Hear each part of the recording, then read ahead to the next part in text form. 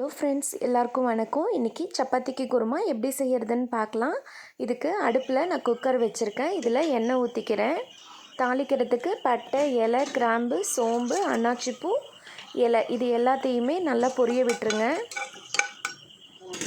இப்போ இது கூட நான் ஒரு 2 பெரிய வெங்காயம், 4 பச்சை மிளகா, கொஞ்சமாக புதினா இலை இது எல்லாத்தையுமே நல்லா வதக்கிடுங்க. இது கூட போட்டு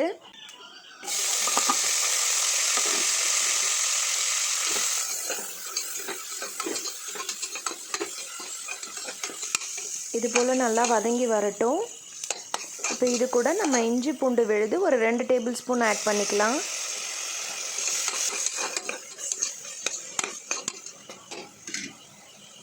நான் 2 தக்காளி கட் பண்ணி வச்சுருக்கேன். அதையும் இப்போ இதோடையே சேர்த்து நல்லா வதக்கி விட்டுடலாம்.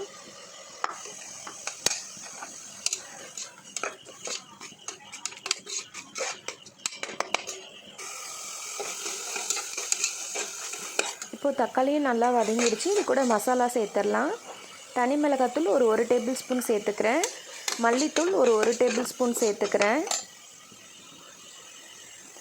கரம் மசாலா ஒரு 1/2 டேபிள் ஸ்பூன் அளவுக்கு ஆட் பண்ணிக்கிறேன்.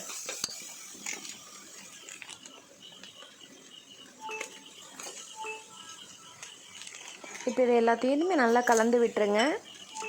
உப்பு உங்களுக்கு டேஸ்ட்டுக்கு தகுந்த மாதிரி ஆட் பண்ணிக்கோங்க. நான் கொஞ்சமாக தண்ணி கலந்து மசாலா எல்லாமே நல்லா மிக்ஸ் ஆகிற அளவுக்கு தண்ணி கலந்து எல்லாத்தையும் நல்லா கலந்து விட்டுக்கிறேன். இதுக்கு நான் காய்கறி பீன்ஸு, கேரட்டு, உருளைக்கிழங்கு இது 3 எடுத்திருக்கேன்.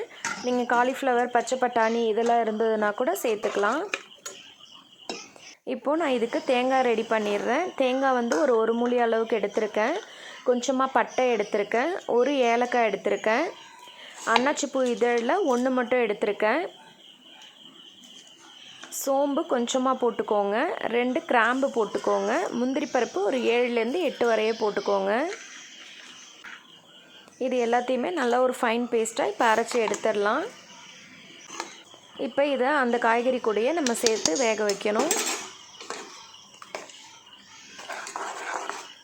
இப்போ குருமா உங்களுக்கு எந்த அளவுக்கு வேணுமோ அந்தளவுக்கு நீங்கள் தண்ணி இதில் ஆட் பண்ணிக்கோங்க.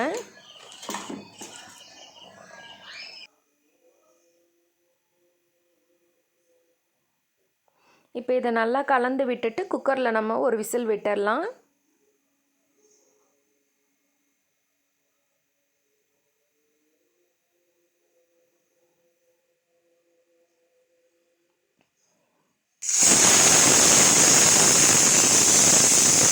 இப்போ பாருங்கள், குருமா நமக்கு ரெடி ஆயிடுச்சு.